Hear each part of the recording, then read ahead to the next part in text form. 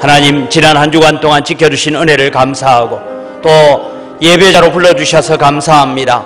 예배자로 섰지만 우리 속에 부족하고 연약하고 하나님의 뜻을 떠나서 살았던 우리의 삶이 있다면 용서하시고 정결하고 깨끗한 마음 허락하여 주옵소서. 함께 기도하겠습니다. 살아계신 아버지 하나님, 은혜를 이 시간 감사합니다. 오늘 또 우리가 하나님을 예배하기 위하여 이 자리에 섰습니다. 예배자로 이 자리에 서사오니 주님, 저희들에게 은혜를 다하여 주시고 긍휼을 덧입혀 주시옵기를 간절히 바라옵고 원합니다. 하나님을 온전히 예배하며 하나님을 온전히 섬기는 저희들 되어질 수 있도록 하나님 은혜를 다하시고 복의 복을 더하여 주시옵기를 간절히 바라옵고 원하옵니다. 하나님 아버지, 오늘 또 주님이 우리가 한 주간 동안 살아가는 삶을 지켜주신 하나님, 이제 또 주님의 한 주간을 하나님 앞에 드리면서 또 이 한 주간도 주님의 은혜에 사로잡히는 삶이 되기를 소원합니다. 주님 오셔서 역사하여 주시옵소서. 살아계신 아버지 하나님, 감사합니다. 오늘 또 저희들을 예배자로 불러주시니 감사를 드립니다. 하나님을 예배합니다. 우리의 마음이 때로는 탁하고 여러 가지 세상 일로 말미암아 분주하고 복잡한 가운데 하나님 없이 살 때도 많았습니다. 다시 하나님을 기억하며 하나님 앞에 나오게 하시니 감사합니다. 오셔서 우리의 예배를 받아 주시옵소서.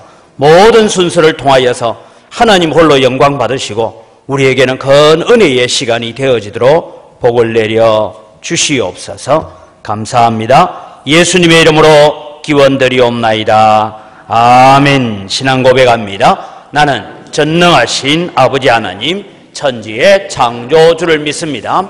나는 그의 유일하신 아들 우리 주 예수 그리스도를 믿습니다. 그는 성령으로 잉태되어 동정녀 마리아에게서 나시고 본디오 빌라도에게 고난을 받아 십자가에 못 박혀 죽으시고 장사된 지 사흘 만에 죽은 자 가운데서 다시 살아나셨으며 하늘에 오르시어 전능하신 아버지 하나님 우편에 앉아 계시다가 거기로부터 살아있는 자와 죽은 자를 심판하러 오십니다. 나는 성령을 믿으며 거룩한 공교회와 성도의 교제와 죄를 용서받는 것과 몸의 부활과 영생을 믿습니다. 아멘.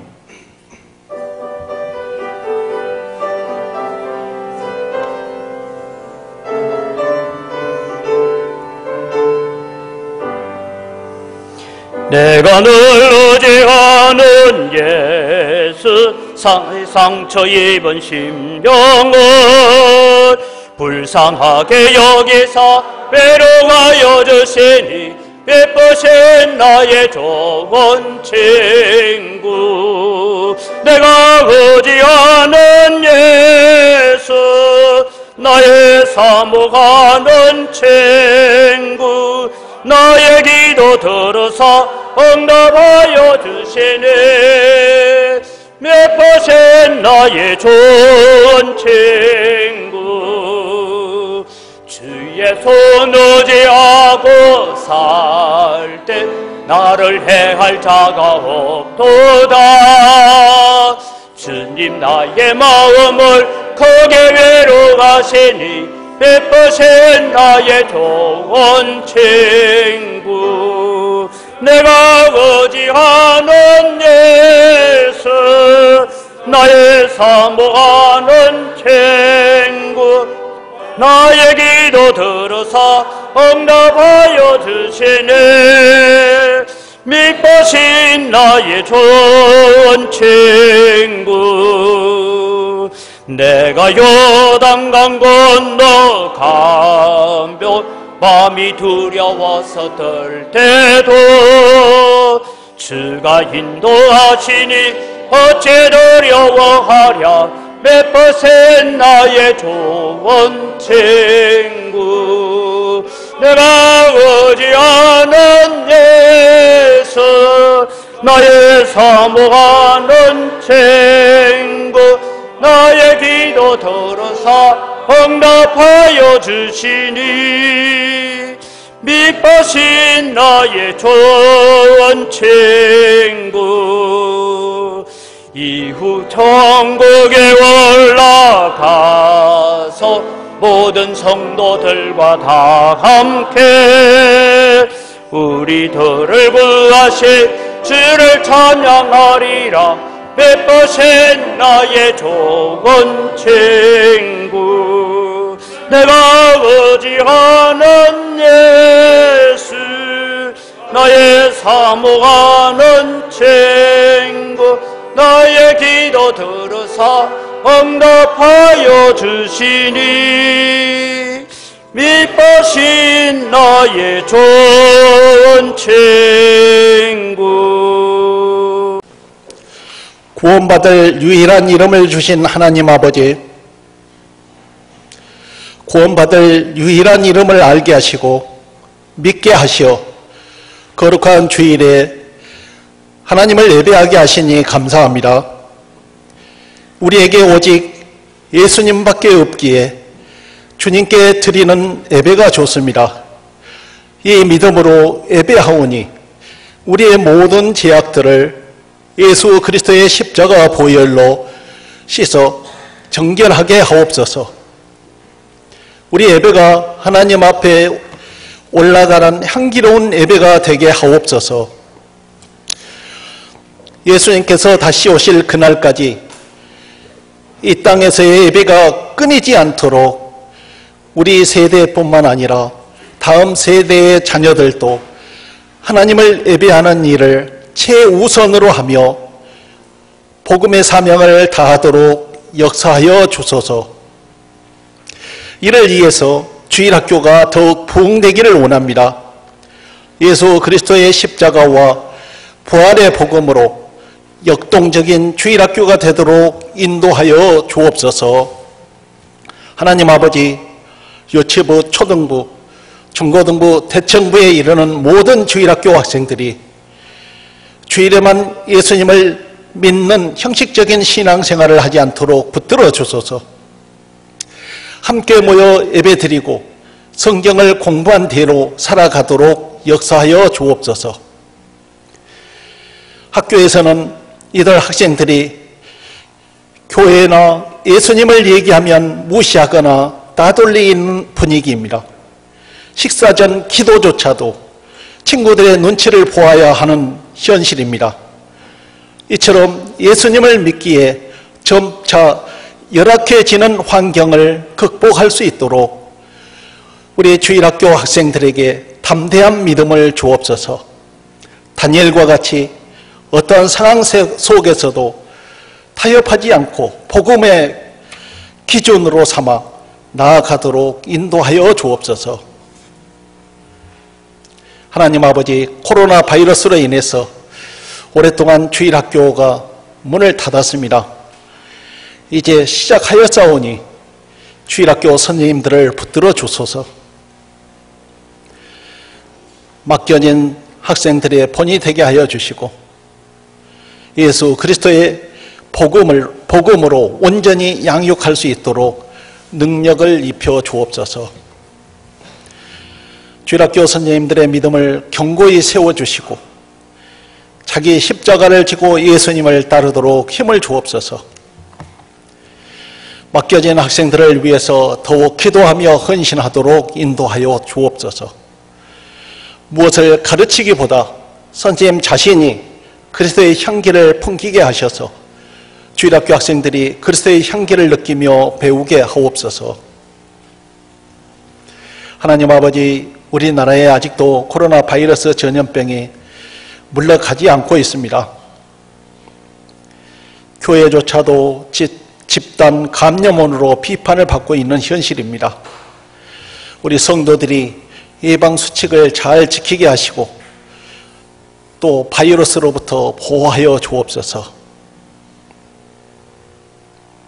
이 시간 말씀을 전하시는 담임 목사님께 성령으로 충만하게 하시고 전하시는 말씀에 능력이 있게 하옵소서. 듣는 성도들에게 은혜를 내려 주옵소서. 한 주간 정성껏 준비하여 주님을 찬양하는 찬양대의 찬양을 기뻐 받아 주옵소서. 예수님 이름으로 기도합니다. 예, 오늘 우리에게 주신 하나님 말씀은 요한복음 6장 1절에서 13절 말씀을 봉독합니다. 요한복음 6장 1절에서 13절 말씀입니다.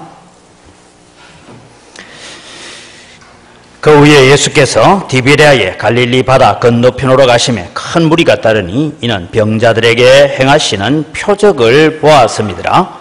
예수께서 산에 오르사 제자들과 함께 거기 앉으시니 마침 유대인의 명절인 유월절이 가까운지라. 예수께서 눈을 들어 큰 무리가 자기에게로 오는 것을 보시고 빌립에게 이르시되 우리가 어디서 떡을 사서 이 사람들을 먹이겠느냐 하시니 이렇게 말씀하시면 친히 어떻게 하실지를 아시고 빌립을 시험하고자 하심이라. 빌립이 대답하되 각 사람으로 조금씩 받게 할지라도 200데나리온의 떡이 부족하리이다. 제자 중 하나 곧 시몬 베드로의 형제 안드레가 예수께 여짜오되 여기 한 아이가 있어 보리떡 5개와 물고기 2마리를 가지고 있나이다. 그러나 이것이 이 많은 사람에게 얼마나 되겠사옵나이까. 예수께서 이르시되 이 사람들로 앉게 하라 하시니 그곳에 잔디가 많은지라 사람들이 앉으니 수가 5,000명쯤 되더라. 예수께서 떡을 가져 축사하신 후에 앉아있는 자들에게 나눠주시고 물고기도 그렇게 그들의 원대로 주시니라. 그들이 배부른 후에 예수께서 제자들에게 이르시되 남은 조각을 거두고 버리는 것이 없게 하라 하시므로 이에 거두니 보리떡 5개로 먹고 남은 조각이 12바구니에 찼더라. 이 그 사람들이 예수께서 행하신 이 표적을 보고 말하되 이는 참으로 세상에 오실 그 선지자라 하더라. 그러므로 예수께서 그들이 와서 자기를 억지로 붙들어 임금으로 삼으려는 줄 아시고 다시 혼자 산으로 떠나가시니라. 아멘.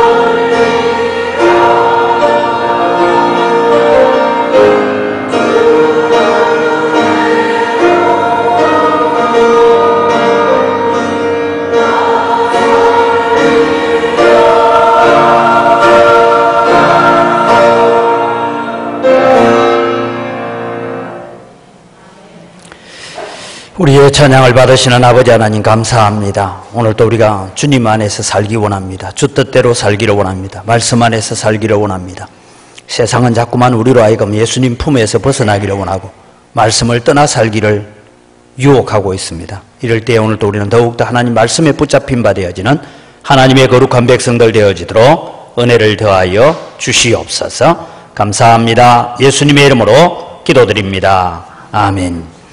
오늘 우리 본문은 오병이어의 표적을 가져오는 성도, 아마 이 오병이어로 5,000명을 먹이고 또 12바구니에 남도록 하는 사건이라든지 또 보리떡 7개와 또 물고기 2마리로 4,000명을 먹이고 7광주리에 남는 이런 일들은 우리가 성경을 통해서 하도 들었고 배웠던 말씀입니다. 그런데 오늘 저는 이 말씀 가운데서 오병이어의 기적을 가져오는 자가 누구였던가, 물론 모든 일은 하나님께서 하시고 주님께서 하셨습니다만 이 일에 쓰임받았던 사람들을 살펴보려고 합니다. 제가 신학교에 다닐 때에 이 본문 가지고 회자되던 이야기가 있었습니다. 그 이야기가 뭐냐 하면 한 시골 교회가 있었는데 그 교회가 막 교인이 한 50명 정도 모이는지 모르겠어요. 이게 여러분 사실이 아니고 그냥 지인의 얘기입니다. 또 잘못 듣고 졸다가 가지고 또 그런 일이 있었단다 하면 안 되고 유머로 나온 얘기인데, 그 교회가 참 문제가 많이 있습니다. 왜 문제가 됐냐 하면 그 문제의 근원은 그 교회 장로님이 딱 한 분 계시는데 이 장로님이 한때는 참 은혜를 받았습니다. 그래서 자기의 전 재산을 바쳐서 교회당을 짓고 교회를 섬기고 봉사를 합니다. 예배당 건축 헌금도 보니까 자신과 자신의 자녀들, 객지에 나가 있는 자녀들이 헌금을 다 해가 거의 100% 헌금은 교인들은 헌금 안 해도 된다. 그래가지고 예배당을 지었습니다. 모든 것을 자기가 다 알아서 했습니다. 하물며 교회 헌금도 제법 부자여서 90%를 본인이 다 했다고 합니다. 그러니까 여러분 교회에 어느 날 주인이 된 것입니다. 그래서 이분은 새벽기도 나오면 새벽기도를 마치고 돌아가면서 교회를 한 바퀴 빙 둘러보면서 마당에 잡초 있는 것도 뽑고 혹시 창문이 열렸으면 창문도 닫고 하여간 교회를 지극정성으로 섬깁니다. 그런데 교회당이 예수님보다 더 존귀해지기 시작한 것입니다. 여러분 이 일은 사사기에 보면 미가라는 사람이 그렇게 살고 있는 것을 우리가 볼 수가 있습니다. 문제는 오는 교역자들이 전부 다 자기 말을 잘 들어야 됩니다. 그래서 아무도 그 교회를 가지 않으려고 했다고 합니다. 그래서 이 문제를 다스리기 위해서 노회가 모이고 대책을 의논하면서 어떻게 하든 그래도 주일 예배는 드려야 되니까 설교 목사를 파송을 해야 되겠다. 그래서 누가 좀 설교 목사로 좀 갈 사람이 없느냐 하니까 아무도 안 가려고 해요. 근데 안수를 받은 지 이제 얼마 안 되는 젊은 목사 하나가 노 회장님 제가 가서 주일날만 가서 설교하고 오겠습니다. 그래서 잘 하겠나 하니까 뭐 갔으면 주일 설교만 하고 오면 안 됩니까? 그리고 이제 주일날 설교를 하러 갔습니다. 가가지고는 오늘 본문을 선택을 했습니다. 그래서 설교의 요지는 뭐냐 하면, 장로님 예수님은 보리떡 5개와 물고기 2마리로 5,000명을 먹이고도 12바구니에 남도록 하는 그런 능력이 있는데 장로님 돈 없어도 장로님 재산 없어도 하나님은 이 교회를 지켜갑니다. 그러니까 장로님 겸손하게 하나님의 종으로서 하나님의 교회를 잘 섬기면 좋겠습니다. 이렇게 설교를 하려고 이제 준비를 해갔어요. 그래서 이제 젊은 목사가 강대사에 딱 서니까 장로님이 맨 앞에 탁 앉아가 하니까 갑자기 얼어버린 거예요. 그래서 설교를 이랬답니다. 장로님, 예수님은 보리떡 5,000개와 물고기 2,000마리로 5명을 먹이고도 12바구니를 남겼습니다. 이렇게 설교를 하니까 장로님이 고개를 들더니 목사님, 그건 나도 할 수 있겠습니다. 그래서 아니 그걸 어떻게 한단 말입니까? 하니까 목사님 방금 얘기를 보리떡 5,000개하고 물고기 2,000마리 가지고 5명 먹였다 하지 않습니까? 그건 누구나 할 수 있는 겁니다. 제가 말을 좀 실수를 한 것 같습니다. 그럼 다음 주일에 또 봅시다. 이렇게 그 다음 주일에 또 왔습니다. 마태복음 15장 32절에서 39절에 있는 보리떡 7개와 물고기 2마리를 가지고 4,000명을 먹이고 7광주리, 여러분 바구니하고 광주리가 다릅니다. 바구니는 조그마한 거고 광주리는 이방인들이 쓰는 큰 거예요. 그 얘기를 이제 설교를 하면서 이번에는 숫자를 안 틀리려고 예를 써서 설교를 했다고 합니다. 그래서 정확하게 표현을 했어요. 장로님 이번에도 할 수 있겠습니까? 그러니까 장로님이 고개를 들면서 목사님 지난주에 먹고 남은 거 있잖아요. 이게 저희들이 신학교 다닐 때 들었던 유머와 같은, 제가 오늘 이 말씀을 드린 것은 오늘 본문의 의미를 여러분 잘 기억하라고 이 말씀을 드리는 겁니다. 우리는 예수님께서 일으키시는 기적, 쉽게 말하면 보리떡 5개하고 물고기 2마리 가지고 5,000명이 먹고도 12바구니가 남았다, 거기에 우리의 관심이 집중되어 있습니다. 그러나 사실은 예수님은 그 말씀을 하려고, 이 일을 하려고 예수님은 오병이어의 역사를 일으킨 것은 아닙니다. 예수님께서는 일어난 기적보다는 그 기적을 통하여 주님이 하시고 싶은 말씀이 있다 이거예요. 떡을 먹고 배부른 그 일이 아니고 내가 너희들에게 이 사건을 통하여서 하고 싶은 얘기가 있다. 그래서 성경은 이런 얘기입니다. 기적이라는 말을 쓰고 이적이라는 말도 쓰고 표적이라는 말도 쓰는데 다 똑같은 말로 우리가 이해를 합니다만은 사실은 여러분, 기적과 이사라는 것은 신기한 일들, 이런 뜻입니다. 놀라운 일들을 일으켰다. 그런데 성경에서는 표적이라는 단어는 좀 다른 의미로 쓰입니다. 표적하면 이래 보면 됩니다, 여러분. 사인을 보낸다. 요즘 이제 프로야구가 새로 시작됐습니다. 그래서 여러분, 제1번 타자로 나온 사람이 안타를 치고 나가면 그 다음에 점수를 돌아오게 하기 위해서 저는 모르는데 감독들이 이래서 그죠? 막 신호를 보내요. 타자한테, 그 다음에 저 나가 있는 주자한테 지금 나갈 때는 다음 공이 들어오면 뭘 해라 하고 막 신호를 보냅니다. 이런 신호를 보낸다라는 것이 표적이다라는 단어입니다. 그럼 예수님께서는 바로 이 물고기 2마리, 보리떡 5개를 가지고 5,000명을 먹이고도 12바구니가 남는 이 기적을 통하여 예수님이 무슨 신호를 보내고 있어요. 그 신호가 뭐냐? 이 신호를 두고 우리는 예수님께서 이 오병이어의 표적을 통하여서 자신이 하늘에서 내려온 생명의 떡이다라는 것을 강조하고 있는 것입니다.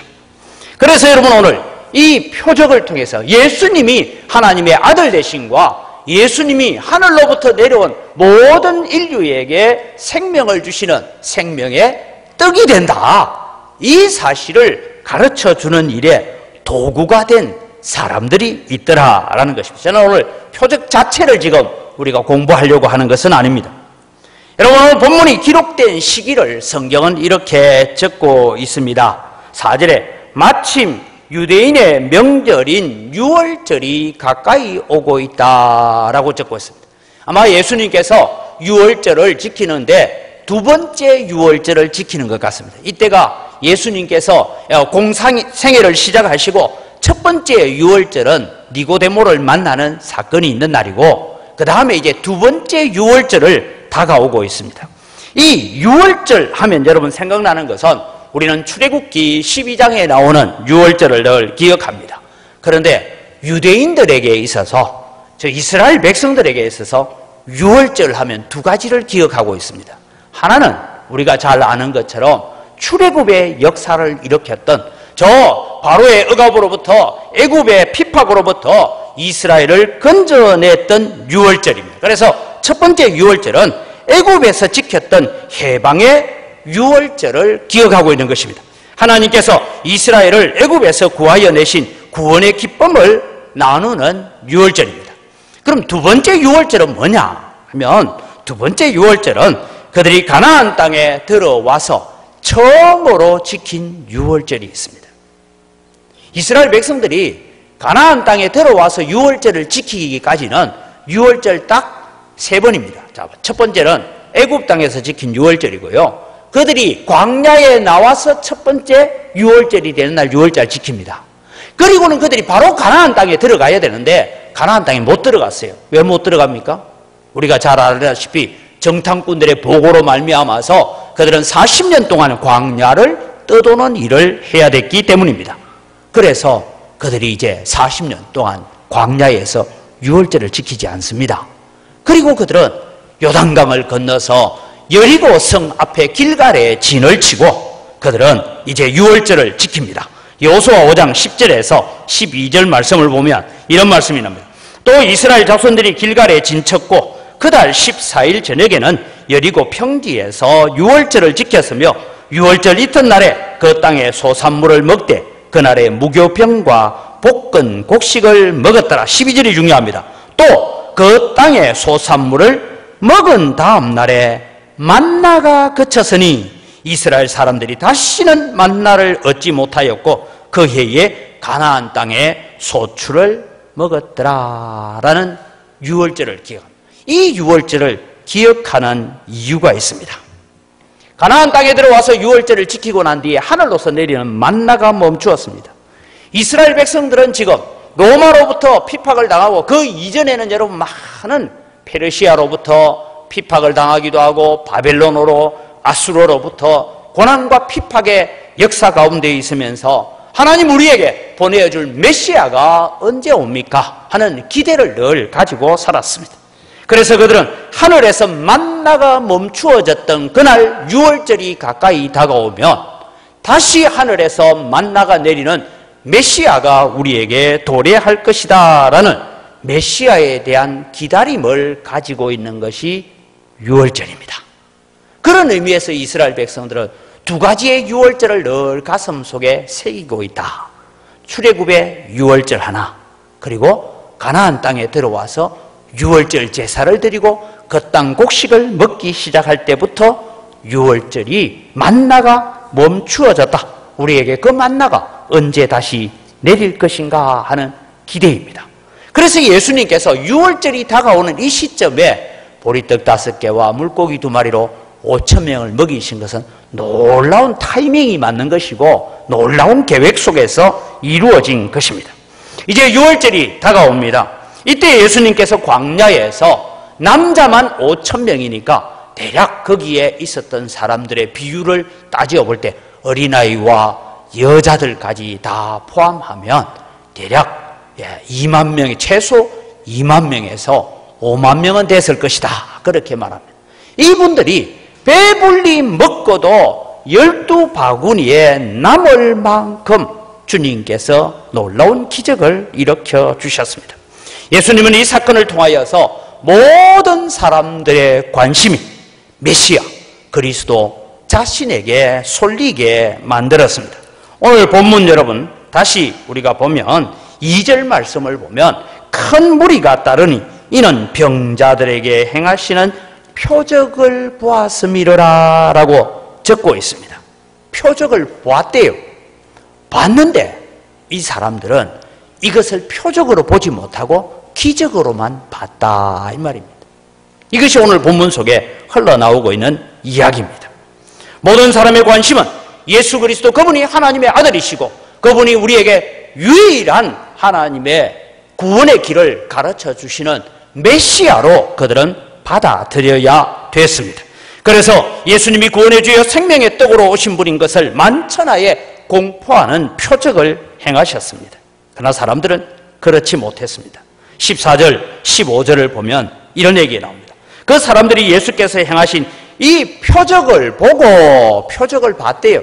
그러나 표적을 표적으로 보지 못하고 이적으로만 보고 이는 참으로 세상에 오실 그 선지자라 하더라. 거기까지는 됐어요.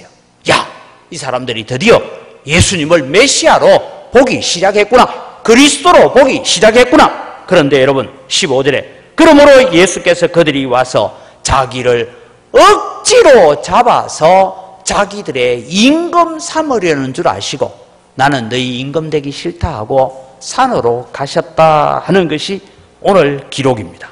사실 이 기록의 스글픔이라는 것이 무엇이냐 하면 요한복음 6장 26절을 봅니다. 요한복음 6장 26절에 보면 예수께서 대답하여 이르시되 내가 진실로 진실로 너희에게로니 너희가 나를 찾는 것은 표적을 본 까닭이 아니요 떡을 먹고 배부른 까닭이로다.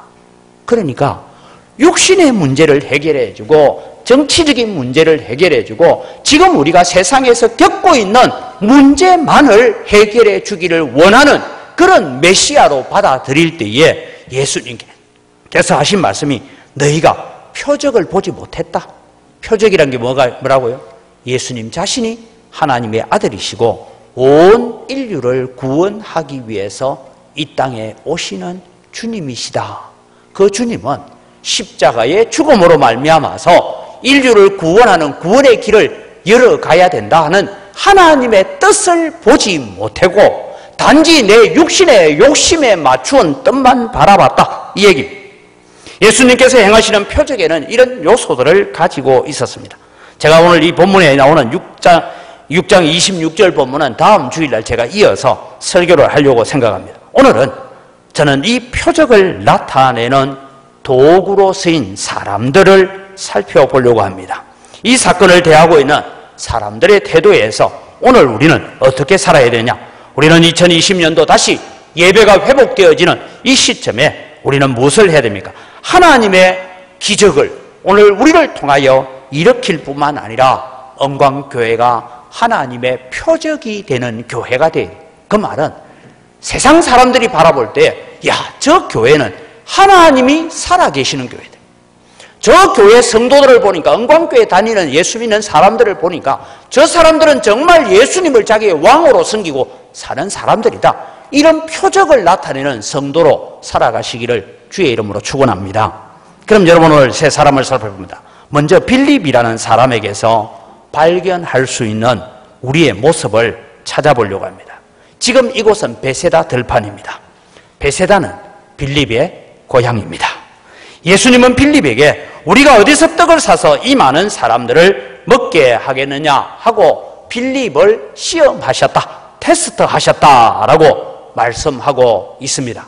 이미 예수님께서 수많은 병자를 고치고 기적을 행하시고 나면서부터 38년 동안 5장에 있는 사건입니다. 38년 동안 병에 누워있던 사람을 불러일으키는 사건, 베데스다 목가에서 일어났던 이런 사건들을 빌립은 따라다니면서 다 봤습니다. 빌립아, 지금 이 사람들이 저녁이 다 돼가는데 이 사람들 그냥 굶겨 보내면 집에 가다가 기진해 죽을 것 같다. 그러니까 어떤 대책이 없겠느냐 하면 아마 빌립이 믿음의 눈, 지금까지 행하신 병자들에게 행하신 표적을 보는 눈을 가지고 있다면 주님 어떻게 하시려고요? 제가 무엇을 해야 되겠습니까? 그렇게 질문해야 정상일 것입니다. 그런데 이 빌립은 말합니다. 지금 사람들이 흑의를 면할 정도만큼만 음식을 준다 해도 200데나리온의 떡을 사서 가져와도 부족할 것 같습니다. 여러분, 한 데나리온은 일용직 노동자들이 하루 나가서 버는 돈이라고 했습니다. 그럼 여러분 200일을 일한다 하면 요즘 우리로 말하면 1년 연봉입니다. 그죠? 그만한 돈으로 떡을 사서 이들에게 간단하게 나누어도 부족할 것입니다. 여러분, 예수님께서 왜 빌립에게 이런 질문을 하시고 이런 테스트를 하셨을까요? 그것은 빌립은 이 지역 특성을 잘 알고 있습니다.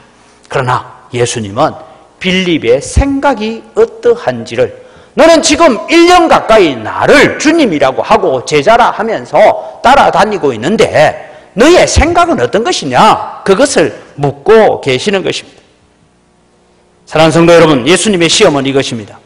예수님은 우리가 예배하러 나올 때, 기도하러 나올 때, 주님 앞에 나올 때마다 너의 생각이 무엇이냐고 묻고 계십니다. 우리의 생각은 무엇입니까? 사람들은 가만히 두면 자기들의 생각을 잘 드러내지 않습니다. 속에 무슨 생각을 하고 있는지 잘 모릅니다. 그러나 여러분, 상황이 급박해지든지 아니면 어떤 책임이 내한테 주어지든지 그러면 생각이 드러나게 됩니다. 그런 면에서 빌립은 아주 계산이 빠른 사람이었습니다. 혹시 그들이 흑의를 면하도록 하면 200데나리온 하면서 계산을 얼른 해낼 수 있는 사람이었습니다. 다르게 말하면 예수님 지금 이 사람들의 배를 채운다는 것은 불가능합니다라는 보고를 되돌려서 하는 말이 200데나리온 떡이 있어도 불가능하다, 이 말이에요. 왜 예수님은 빌립을 시험했을까요? 저는 빌립의 내면이 너무나 차가운 사람이었다 생각합니다. 물론 여러분, 성령 받고 난 다음에 빌립은 전도자로 변화되기는 하지만 이 빌립이 지금은 아직도 너무나 차가운 사람, 주님을 의지해서 무엇을 하고 주님의 능력을 의지해서 내가 무엇을 한다는 생각을 가지지 않았습니다. 언제나 합리적입니다. 언제나 논리적입니다. 언제나 계산적입니다. 사랑하는 성도 여러분, 오늘 우리가 살아갈 때에 믿음으로 산다라는 것은 논리와 계산과 이성을 뛰어넘는 일인 줄 믿으시기 바랍니다. 우리의 논리 속에 하나님을 묶어놓고 우리의 계산 속에 하나님을 묶어놓으면 하나님은 아무것도 이루어 주시지 않습니다. 근데 믿음으로 산다는 건 뭐냐? 하나님, 내 생각은 여기밖에 못 되는데 주님 알아서 하실 수 있습니다 라고 바라보는 것이죠. 두 번째는 안드레라는 사람에게 배우는 겸손함과 주님을 의지함을 배워야 됩니다. 빌립에 비하면 안드레는 어떤 사람입니까? 말도 안 되는 줄 알지만 주님께 말씀을 드리는 스타일입니다. 아마 여러분이 안드레였다면 이랬을 것입니다. 만약에 이 아이가 빌립에게 와서 제가요 도시락 하나 있습니다 하고 조그만 아이가 먹는 도시락에 뭐 보리떡 5개 하니까 보리떡이 이만한 5개가 요만한 비스켓 같은 거 5개입니다. 그거 하고 물고기 2마리 하니까 여러분은 무슨 향어처럼 큰 고기를 생각하는데 그런 게 아니고 멸치 같은 걸 소금에 절여가지고 마른 빵을 먹을 때 침이 많이 나오게 하기 위해서 소금에 절여 놓은 요만한 고기 2마리다 이 뜻입니다. 이 2개를 가지고 왔을 때에 아마 빌립이었으면 이랬을 거예요. 얘야, 어디다 그런 것을 내놓니? 저 구석에 가서 숨어서 너나 배 채우고 말아라. 그랬을 거예요. 근데 안드레는 이 아이의 헌신을 가지고 주님 앞에 들고 옵니다. 주님, 여기 한 아이가 도시락을 가지고 왔습니다. 그런데 이 도시락이 이 많은 사람에게 무슨 소용이 있겠습니까? 예, 무슨 소용이 없다는 것은 안드레 자기도 알아요. 그런데 예수님 앞에 들고 오면 무슨 일이 일어나겠지라는 기대를 가지고 주님 앞에 가지고 온 것입니다. 그는 진지했습니다. 나는 주님 앞에 가져올 뿐이고 이 아이를 주님 앞에 소개할 뿐이고 그 다음은 주님이 알아서 하실 일이라는 생각을 가졌습니다. 그래서 자기는 자기의 일에 충실히 내게 주어진 상황 속에서 주님께 구하고 주님께 상황을 아뢰기만 하면 되었던 것입니다.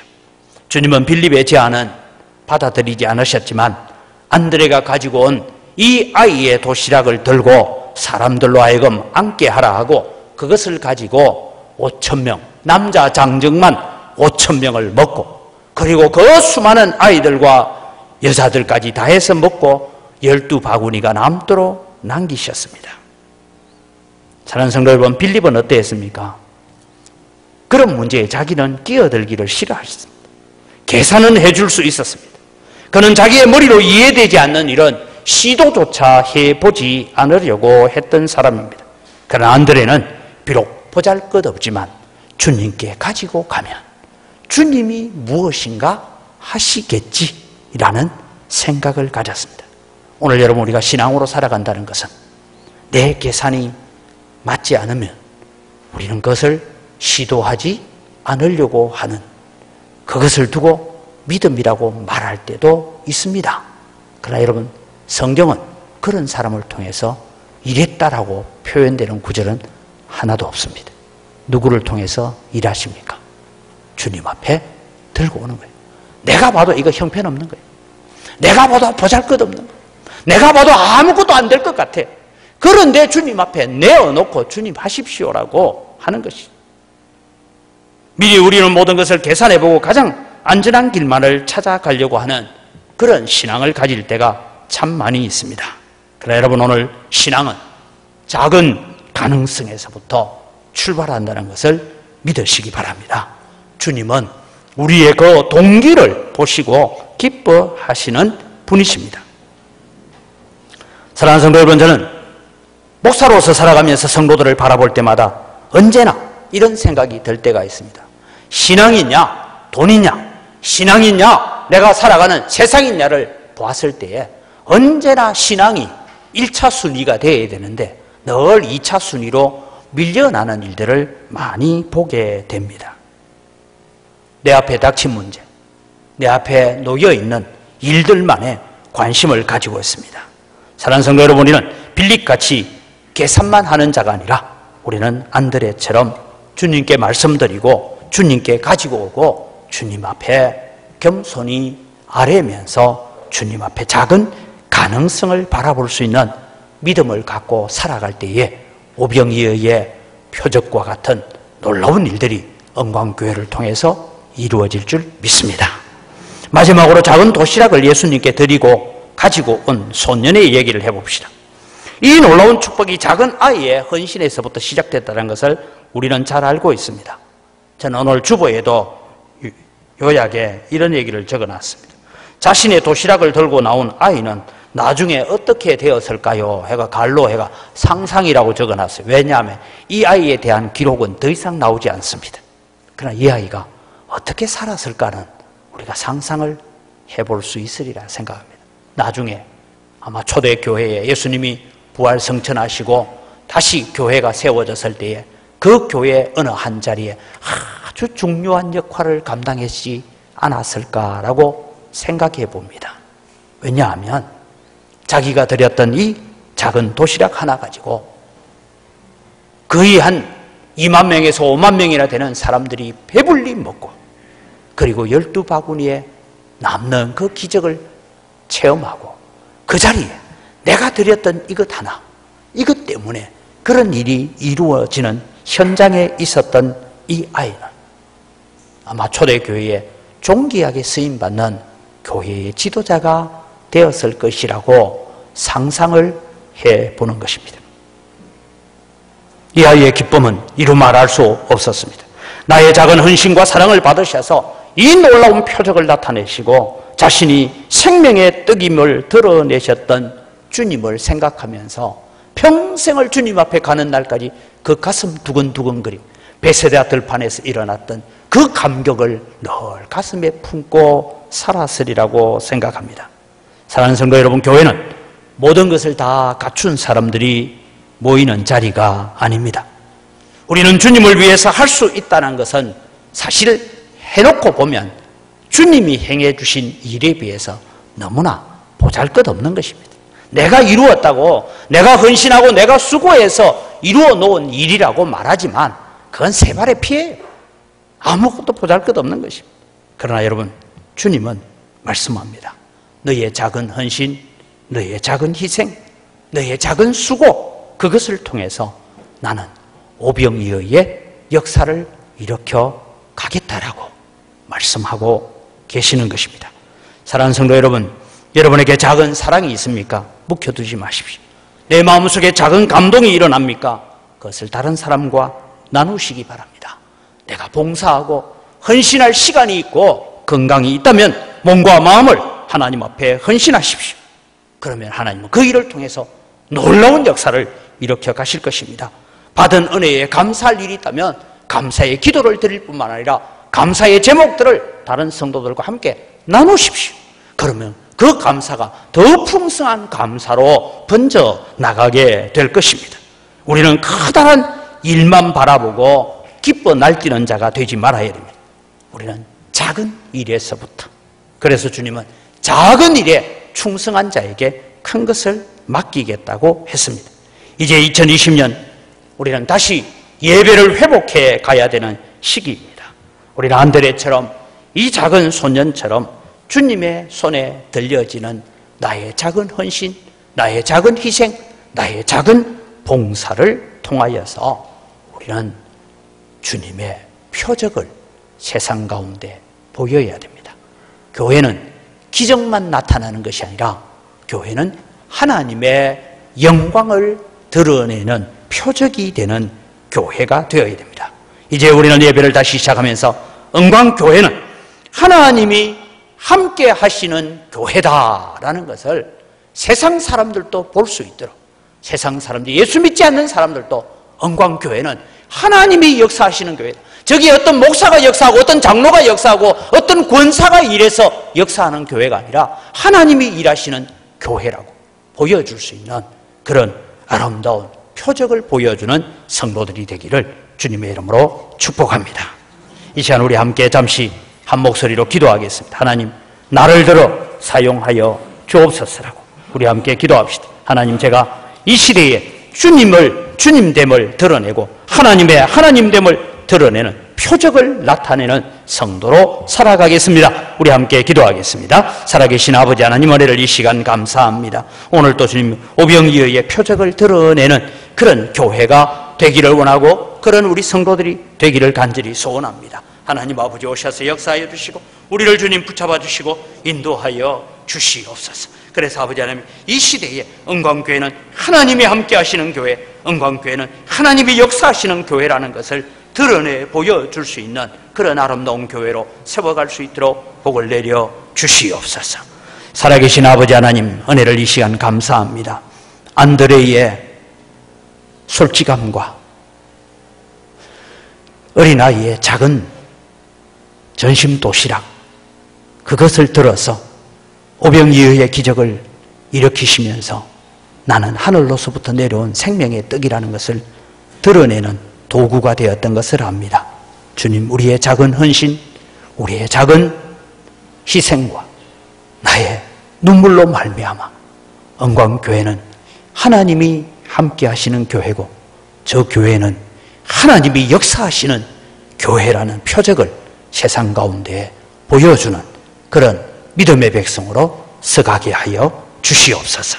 감사합니다. 예수님 이름으로 기도드립니다. 아멘.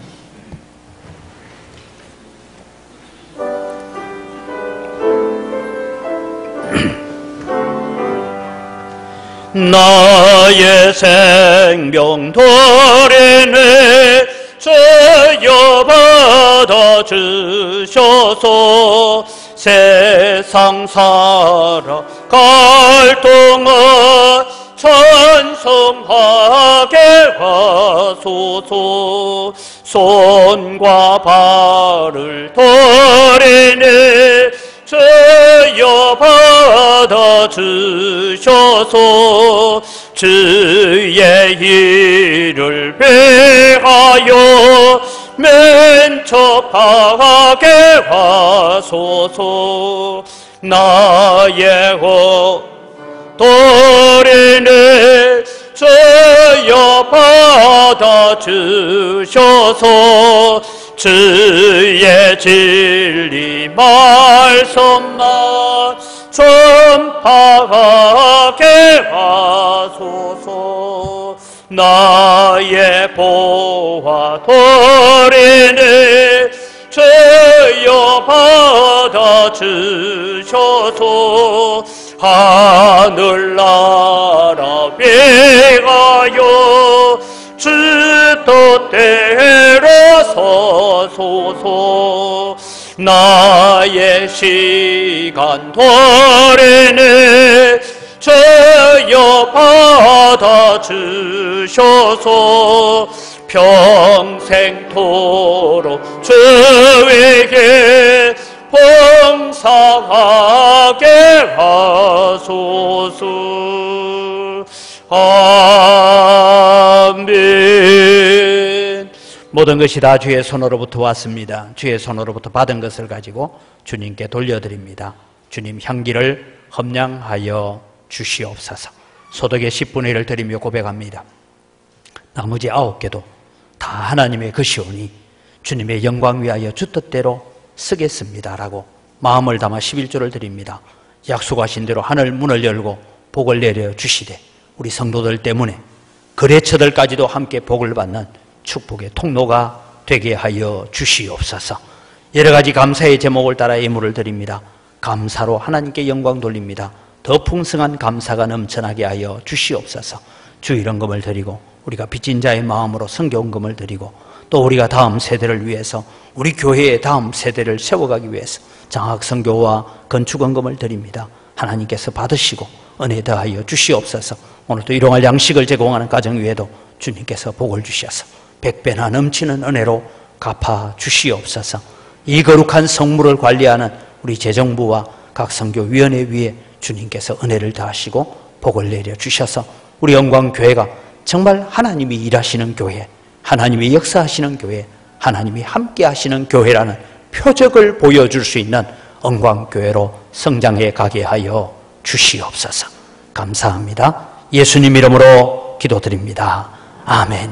우리 주 예수 그리스도의 은혜와 하나님 아버지의 무한하신 사랑과 성령님의 교통하심과 위로 충만하심의 역사가 우리의 남은 시대를 살아가면서 주님의 주님 되심과 하나님의 하나님 되심을 보여주는 표적을 행하는 성도로 살아가기를 다짐하고 주님 앞에 헌신하고자 하는 주의 사랑하는 백성들 머리 위에와 이들의 가정과 자녀들과 우리 영광교회에 속한 모든 가족들, 영광교회에 속하여 있다가 전국으로 세계로 곳곳에 흩어져 나가 있는 자녀들과 그들의 가정 위에와 우리와 함께 동력하는 선교사님들, 선교단체들, 미자리 교회들, 그들이 감당하는 모든 사역들 위에 이제로부터 영원토록 항상 함께 있을지어다. 아멘.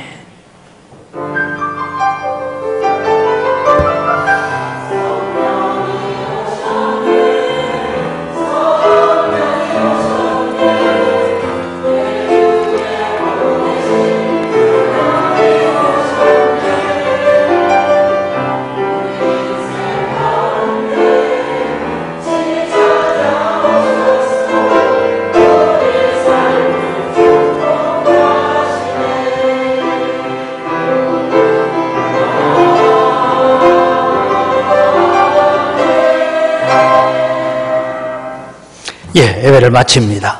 이제 점점 예배를 회복해 가는데 다시 이 이태원발 코로나 바이러스가 확산되지 않도록 기도를 하시고 또 이 일로 인해서 한국 교회가 예배가 가로막히는 것이 문제가 되어지면 그것으로 인하여서 선교가 가로막히는 문제 때문에 기도를 하시기를 바랍니다. 지난 주일 오후 예배 때 우리 장로 임직 받으신 분들을 축하를 드립니다. 이복규 장로님, 이성진 장로님, 이현도 장로님. 다음 주일 오후 예배는 권사회 헌신 예배로 드리겠습니다. 앞으로 오후 예배가 회복되어지도록 또 기도하시기를 바랍니다. 정기당회가 오늘 오후 예배 후에 새가족실에서 있습니다.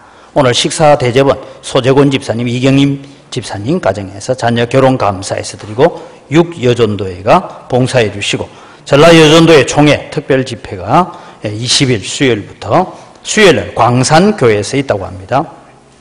마스크 착용하시고 참여하기를 바랍니다. 원래 우리가 2월 달에 장학금을 전달해야 되는데 코로나 바이러스 때문에 이렇게 저렇게 해서 제대로 하지 못했습니다. 그래서 우리 중고등부, 대학 청년부 아이들에게 우리 장학금 전달하는 전달식을 갖도록 하겠습니다. 우리 강대훈 아이들은 2부 예배 때 와요? 그러면 2부 예배 마치고 바로 이리 올 거예요. 알겠습니다. 그렇게 장학금을 우리 전달하고 또 아이들을 격려해 가도록 하겠습니다. 우리 옆에 있는 분들과 함께 우리 인사를 합시다. 표적을 나타내는 성도가 됩시다. 그냥 교회만 왔다 갔다 하지 마시고 표적을 나타내는 성도로 살아가시기를 바랍니다. 함께 축복합니다.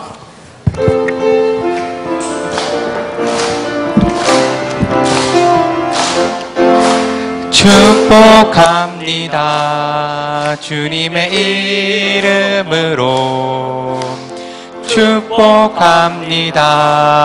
주님의 사랑으로 이곳에 모인 주의 거룩한 자녀에게 주님의 기쁨과 주님의 사랑이 충만하게 넘치기를. God bless you. God bless you. 축복합니다. 주님의 사랑으로 평안하시기 바랍니다.